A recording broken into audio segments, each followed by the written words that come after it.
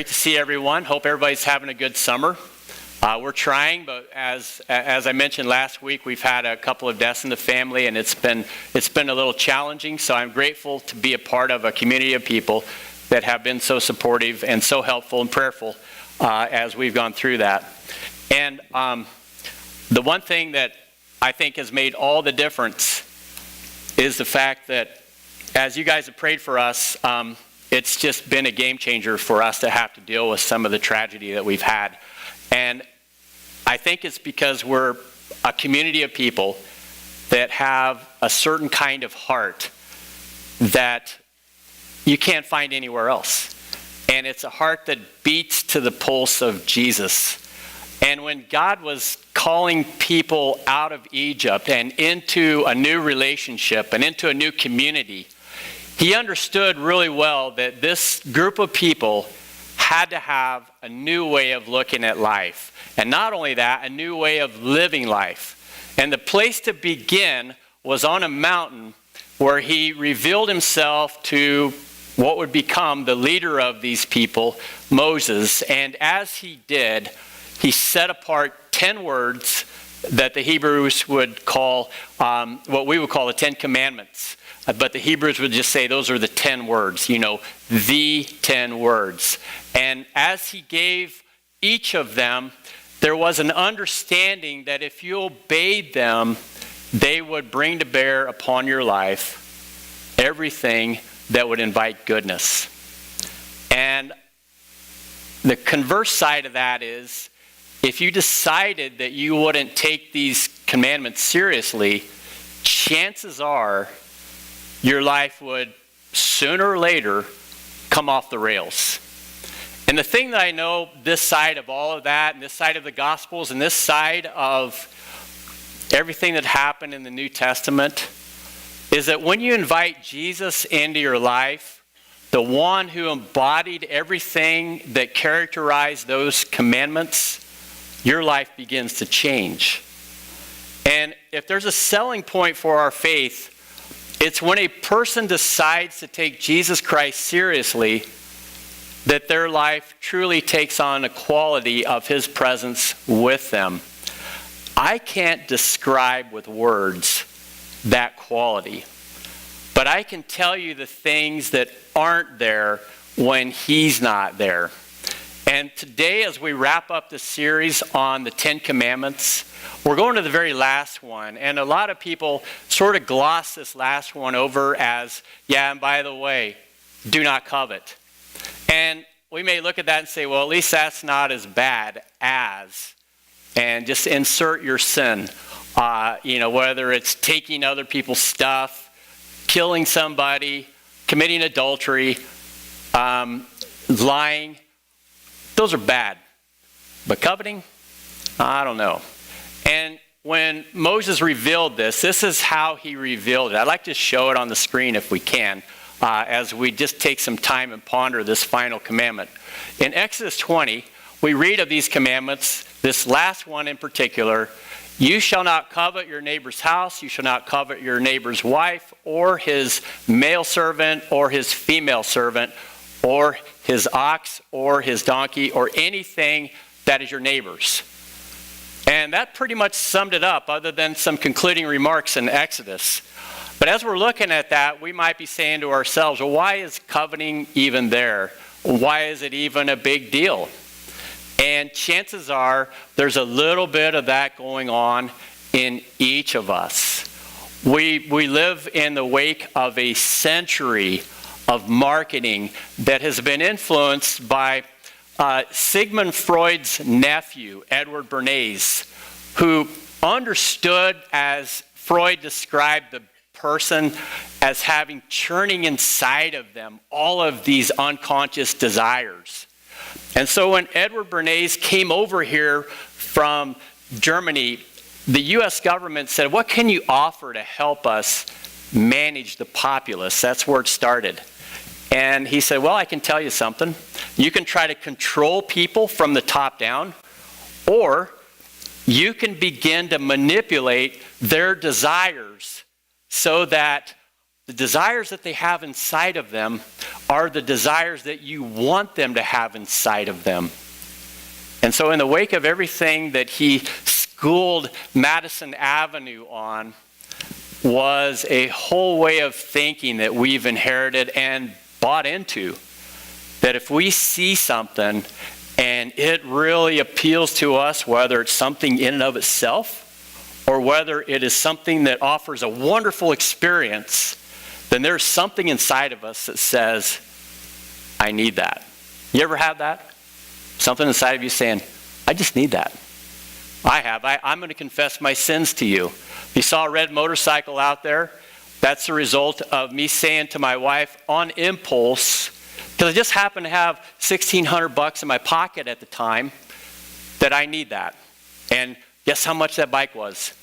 $1,600. It must be from God. So I bought it on the spot. And she's rolling her eyes like, you have issues. And why did she say that? Because I have that bike, and I have another one. I have another one that's a mini bike that I ride around my yard. I got 5 more in boxes that, let me just throw Wes Anderson under the bus. He was the guy right here. He wants some of those mini bikes that I have in my garage. So if I'm going to sin, I'm going to pull other people in with me. And so he's coveting my bike collection. My wife is saying, you need counseling, first of all. And then she said, when are you going to sell those things? I mean, she isn't with me today because she left to be with her sister. They're going through her mom's stuff and trying to sort all that stuff out.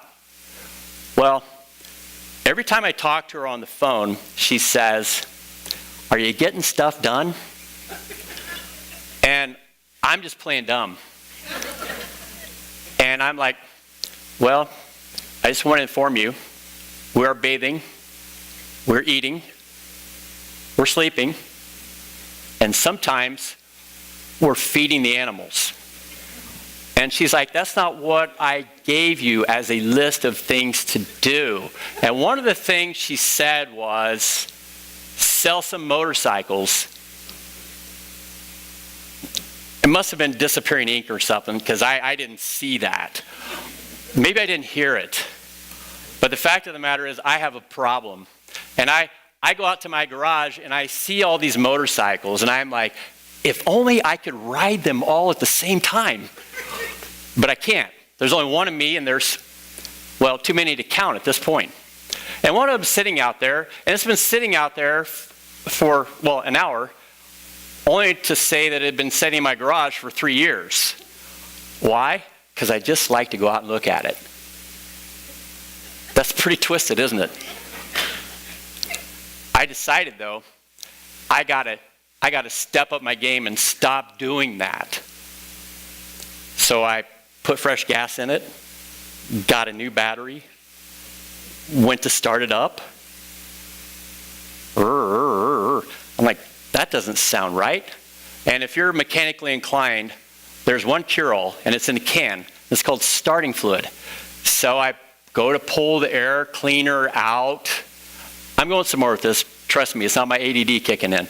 And as I'm pulling it out, I'm seeing some lint inside of the air cleaner. I'm thinking, well, why is that in there? And I start pulling it, and it gets to be a big clump of stuff. And I'm like, this doesn't look good.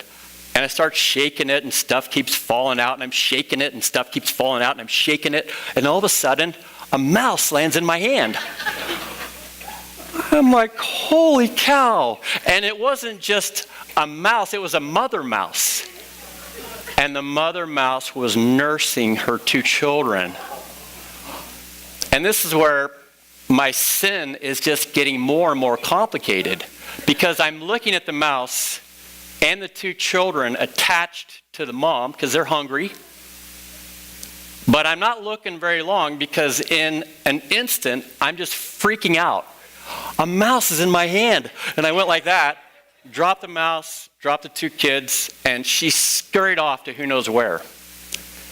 As I'm looking at this scene unfold, I'm like, how dare you violate my motorcycle that way? And then I'm trying to figure out where I'm going to lay blame. And I began to think this through. Obviously, it's not my fault. So I'm going to start with other characters. And I told you my wife was gone. My son's not around much. So it's just me and them. That is our dog and our two, and I'm going to preface this as gently as I can, worthless cats, okay? And these cats are supposed to be responsible for the property, including motorcycles.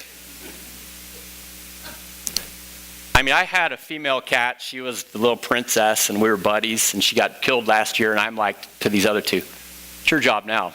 She was doing all the heavy lifting, and you guys were slacking. Well, obviously they don't listen to sermons any better than some of you guys. So I'm looking at them and I'm saying, you both have been dehired. And I'm not sure where that's going, but I'm not happy. And as I'm just looking at this whole circus that is my life, I'm saying to myself, how did I get here in the first place? Right there. That's where it all started. My wife coveted 3 cats, and now we have this issue. So, if any of you can influence her, I would appreciate it. Okay, I may have some issues myself. I mean, we'll have blind spots for sure. Maybe I need to prune down the motorcycle collection from 12 to, say, 6. That's reasonable, right? Well, maybe it's more chronic than that. And perhaps it's something that, as I'm telling this story, you can all relate to. Because Edward Bernays had a way of drilling into our heads, you need that. And the whole psychology of how our money is transferred out of our wallets and into the wallets of who knows who for stuff that we really don't need. But somehow he did a Jedi mind trick on us all. And he did it because he was aware of something that God has seen from the beginning.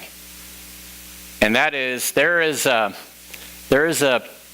thing that we do. And unlike any of the other 9 things, you don't really do this as much as have it. I mean, trust me, anybody can make an idol, anybody can steal, etc. But this one was something that God is saying, don't covet. And you're like, well, I can't really describe an action step for coveting other than I'm looking at something and I'm saying, I want that. I have a desire for that. And God's saying, it's okay to have desires, but it's not okay to have desires that are going off the rails in a way that it messes up your life and the lives of people around you. Being aware of that, God wanted all of his people to realize that perhaps all those other 9 behaviors that you've been told not to do are behaviors that are the result of this. Wanting something that becomes a strong desire that ends up being an obsession that takes your life in a place that you scratch your head when you arrive there and you say, how in the world did I get there? And what God is saying is, you got to keep your priorities in order. The stuff that I've given you is the stuff I blessed you with. And as he played this out in the lives of the Israelites, you know what he did? He said, I'm going to feed you every day. I'm not going to give you too much, but I'm also not going to give you too little. What I do give you, I want you to be content with. I want you to be thankful for. I want you to know that it is sourced in my ongoing provision to meet your needs, every need that I've created in you, every day. But you got to trust me on this. And so God, realizing that this is an area where we can get pretty tripped up. Described it as, if I got to break it down for you, there's a whole list of things, but I could probably expand on it if I need to, but I won't. All right, so all that to say, you may be in here today and your struggle, you may be thinking, is with another commandment. But let me just describe another situation that's emerging. There was a professor of the Harvard Business School in the Masters of Business program who had graduated a number of students over his time. There were roughly 500. And one of his students, he said, wrote an email to him one time that described the fact that she had been given this awesome education, and she had been given an incredible opportunity to do all of the things that you do with a Harvard MBA. And she was pretty thrilled about it, having an opportunity to be a VP in a Fortune 500 company, until she read in the alumni magazine that another student had become a VP for a Fortune 100 company. And at that point, everything that she had built into her life that provided some degree of meaning and pride just crumbled. And from that point on, her obsession was to best this other person. And when the professor read the email, he said, essentially, this is the pattern that I have seen out of the 500 students that I've surveyed. 400 of them came back with a point of comparison between the graduate and another person. And they all named another person. And essentially, they all said the same thing. I can't believe that I am not there where they are. And it was just this incredible discontent that was generated by a sense of comparison, meaning that until you were the top dog, you didn't count for much, and you weren't worth much. And this had so invaded the psyche of the best and the brightest in our country that I can't help but think that it's not rippling down into the rest of the other classes of people that aren't them. And I wonder why we have to compare ourselves to other people to find our sense of worth, to find our sense of validation. Do you know why? Because originally that sense of validation was intended to be a byproduct of a relationship with God that somehow broke down.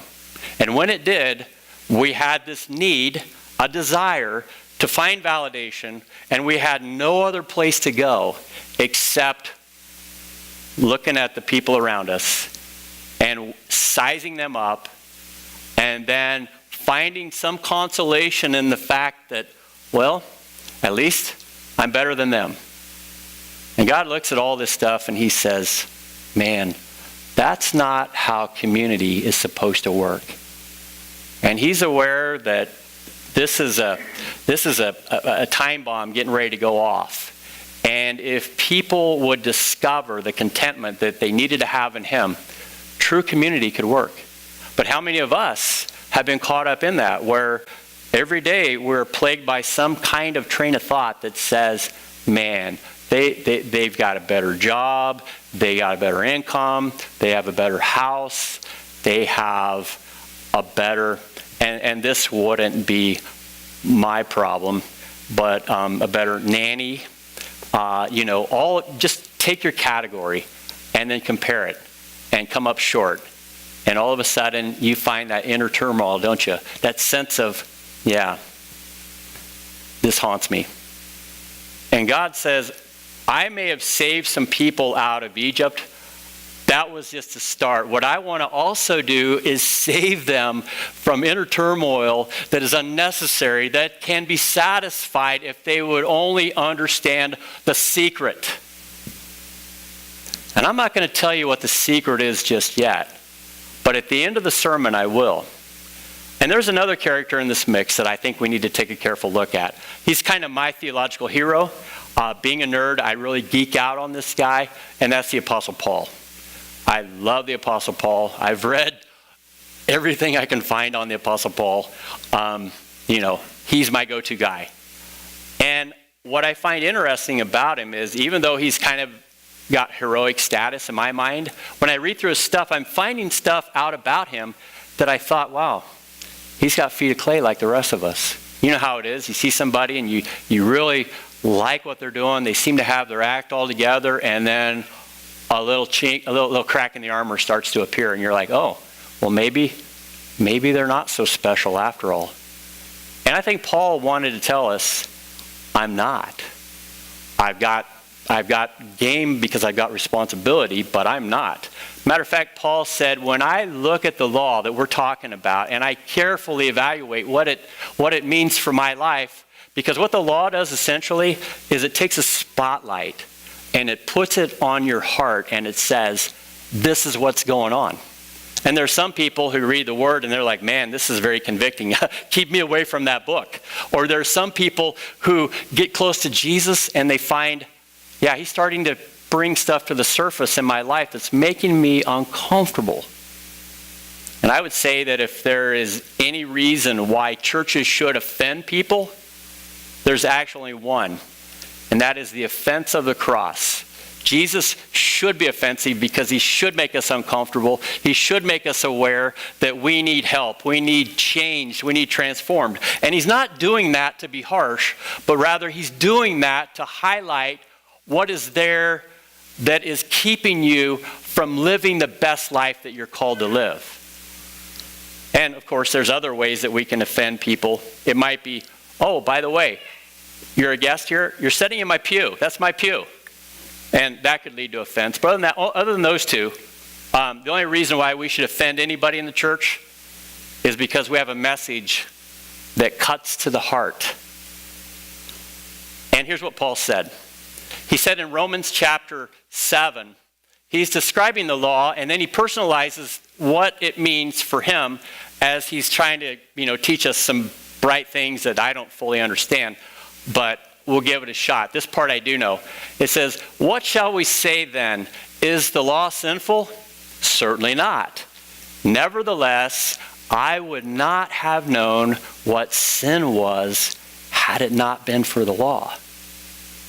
For I would not have known what coveting really was if the law had not said, you shall not covet. But sin, seizing the opportunity afforded by the commandment, produced in me every kind of coveting, for apart from the law, sin was dead. You know what Paul recognized? Is that he had a perpetual need for more. There's never enough. How do I know that? Because on a couple of occasions, he described how he had it all. In one situation, he said, let me tell you something about where I came from. I was circumcised on the 8th day.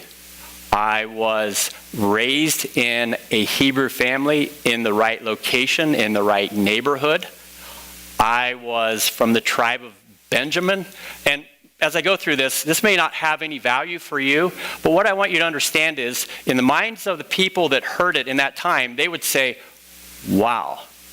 And as he's describing all of these things, and I'm going to elaborate a little bit, he said, when I was 5, my parents sent me off to religious training. At the age of 10, they said, you are so good and so precocious, we're going to put you at the feet of the best mentor that we have, Gamaliel.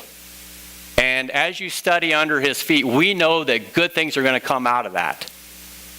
And they began to emerge. And 3 years later, he was in Pharisee school. Now, I know you hear the word Pharisee and you're thinking, yeah, they're bad people. But the reality is, that's one side of a very complex picture. If you're a religious person in Paul's day and you were a Pharisee, that was like being a cardinal or a pope for a Catholic in the sense that it's all good.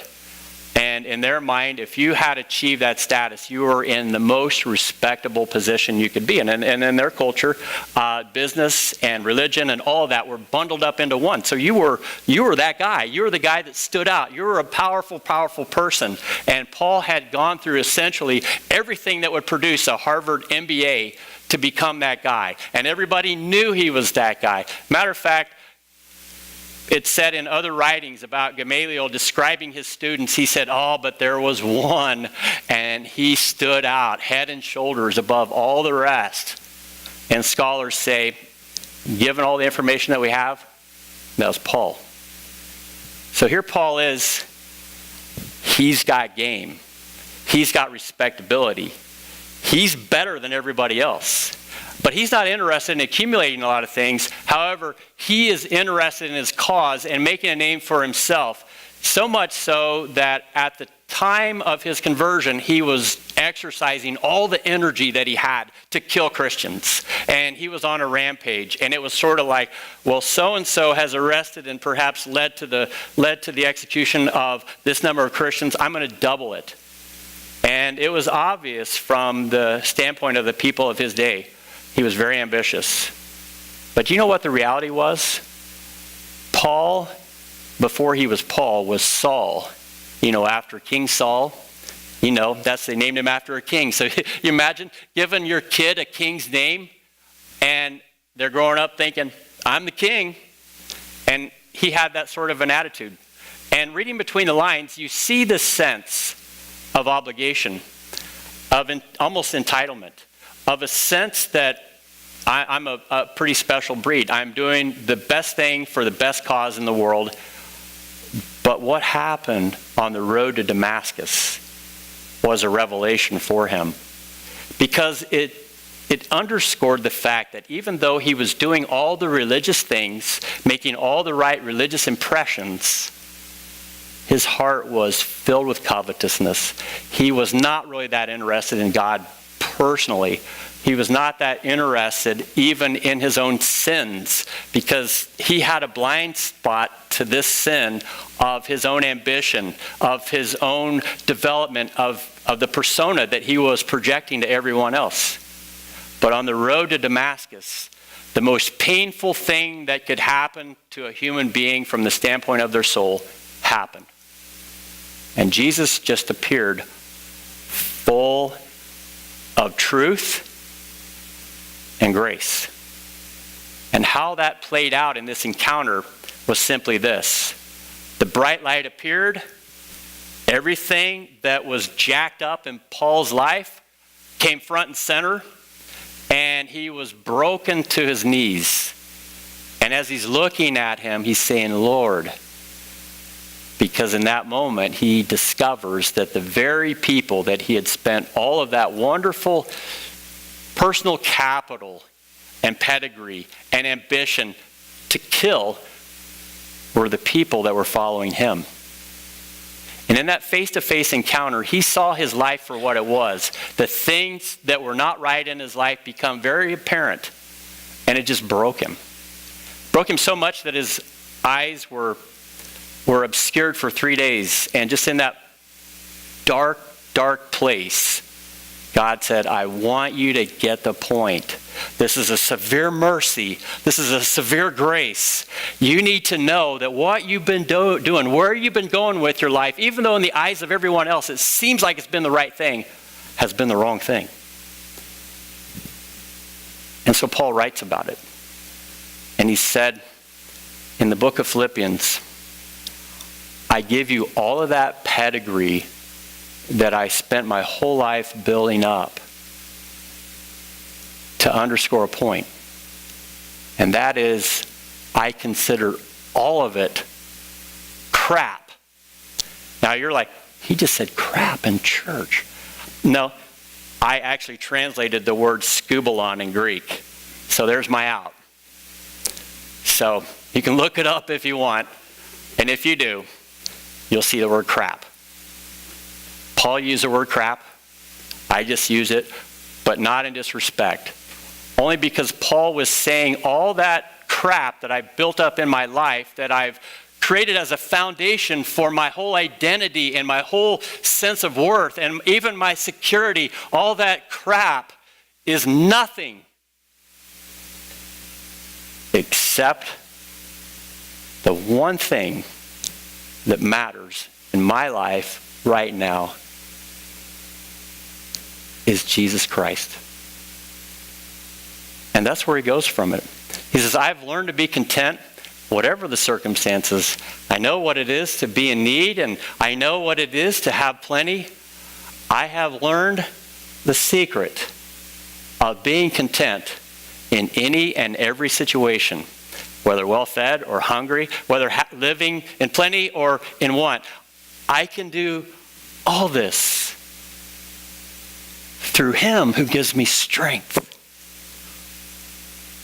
What is the secret? Jesus Christ. There is no other destination that our lives should arrive at than that. I have two kids that are leaving the nest, another one. It's not that they want to leave. One of them wanted to come back. But we, like birds, threw her out of the nest. But the price that you pay is loneliness. You don't realize when your kids are gone how lonely you feel. I even called my mom up the other day and I said, I just want to tell you something. Or I want to ask you something. When we left the nest, how did you feel? Lonely? I'm like, okay, that's why I feel that way. I'm missing my people. And my people have left. My wife's gone. Son's working at Subway. The others, who knows? And as I'm sitting there by myself and feeling sorry for myself for not having any people, the other night I put a movie in. It was John Wick, and I thought, I'm just going to console my loneliness by watching an action movie. Well, right out of the gate, the wife gets killed, and then the dog gets killed. And I'm like, oh man, I've got a hole here, and this isn't helping. And I went to bed that night, and usually Nigel, I put him at the foot of the bed, and I say, just stay down there because I don't want to smell your breath in the morning. And he does. I mean, I have one law with him, and that's it.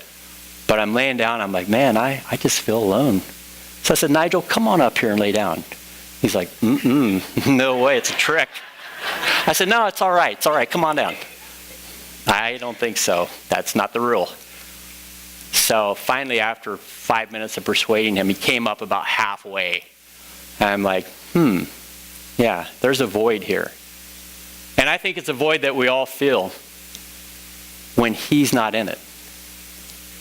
And I really believe there are only three options when it comes to God. And I've seen my two older kids go through this, and I've been processing them with them. And one of them is, you can be an atheist. You can choose to not believe. That's my whole way of looking at life. Well, I'll tell you what, here's my belief. I don't believe. That's how I choose to position my life. I'm a non-believer. But that doesn't sound very constructive. And you could look at an Eastern religion and you could say it's all just God.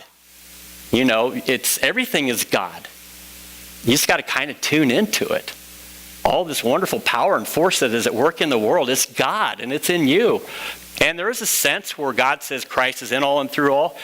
And you think, what's the connection here? Here's the difference. To reduce God down to just a power that has no personality is incredibly lonely. Because there's no person there. It's just an intangible, undescribable force. But God said, I know your deepest need. And it isn't to obey rules.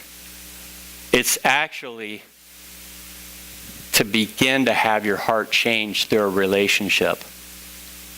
And our mission for being here is to help each of you to grow in your relationship with him. And it starts with just perhaps inviting him in. Maybe you felt that loneliness. Maybe you felt that weight, that anxiety, that sense of things are not right and everything that I try does not put it right. Let me assure you from personal experience that when you invite him in and you tend to that relationship, you don't really feel that. Because he's always there. And he's faithful. And he helps us with everything. And I can't use words to describe what that means. All I know is when I invite him close, my being says, the Lord's there. And when I push away, my being says, I'm afraid, I'm insecure, I'm not looking upwards, I'm looking around, and I need to try to satisfy that through what my eyes are telling me that I need. You don't have to play that game anymore because the answer is right in front of you, and it's him. We have our Next Step Studios right outside this door, off to the left, and then in the double doors. And it is our way of saying, if Jesus is working in your heart here, when you leave here, someone's going to try to steal everything that you've heard in this room, and we want to help you to act on it in this moment, what Jesus is doing in your life, so you can begin this journey that many of us are experiencing with him. And we want to come alongside you however we can, because that is our whole reason for being.